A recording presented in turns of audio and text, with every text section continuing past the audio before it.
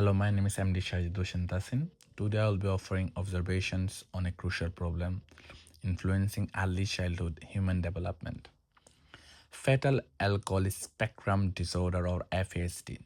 Using the biomedical, sociocultural, and ecological lenses, I'll be examining this topic and trying it to the profile of a 2-year-old Anglo-Australian girl diagnosed with FASD who is non-verbal along with her mother, father, and two older brothers. She shares a low socioeconomic background. Let's begin by considering FASD from a biomedicine perspective. This prism clarifies the cognitive and psychological effects of alcohol exposure to a child prior to birth. Prenatal alcohol exposure causes the permanent neurodevelopmental disorder known as FASD. It can cause problems including poor memory, travel focusing, language delays, and learning disabilities. May et al. 2018. For our student, this clarifies her nonverbal behavior at age 2 and reveals developmental delay. Biologically speaking, her brain developmental has been functionally and structurally changed before birth. The sociocultural lens that helps one to see how social and cultural elements affect the growth of this child.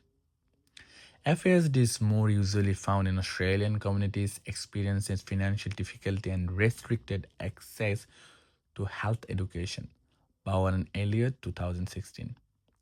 In our case, the learner's low SES family might not be aware of the risk of alcohol consumption during pregnancy or availability of early intervention programs. Additionally, isolating families from community support is social stigma around FASD. So, future teachers have to realize how social attitudes and lack of inclusive surroundings might negatively impact children with developmental disabilities. Now, viewing the child inside our family, community, and early learning environment from an ecological standpoint, Bronfriend Brenner's ecological systems theory help us to see how surroundings and relationships shape a child development. So, low income, two older siblings, and possible family stress in the learner household can affect her behavior and learning capacity. Furthermore, very important are the standards of family support systems, community resources, and childcare facilities. Should this be absent, the child's well being and growth could be seriously hampered. Zerneger et al. 2023. So, FASD influences the child emotional well-being and social relationship in addition to their capacity to speak or learn. She could have trouble with sensory processing, tolerance for frustration, or playing with others. Her self-esteem and involvement in group events may thus also suffer. Teachers have to understand that such a developmental disorder does not exist in a vacuum. We are advocates and coordinators of inclusive learning environments, not only teachers. We have to question presumption that every child grows according to the same schedule or path.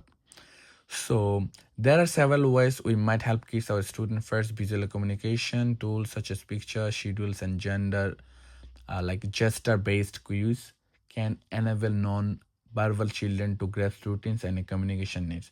Second, sensory-based play activities that can help increase participation and control. And thirdly, working with families, therapists, and inclusion support officer will help to guarantee that personal learning plans are carried by means of inclusive education approaches.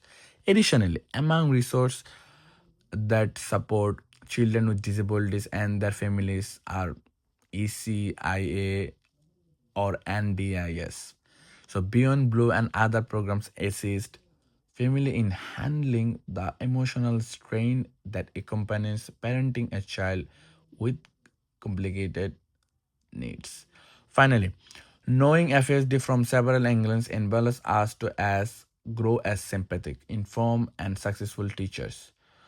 The ecological viewpoint help us to see the linked systems affecting our growth.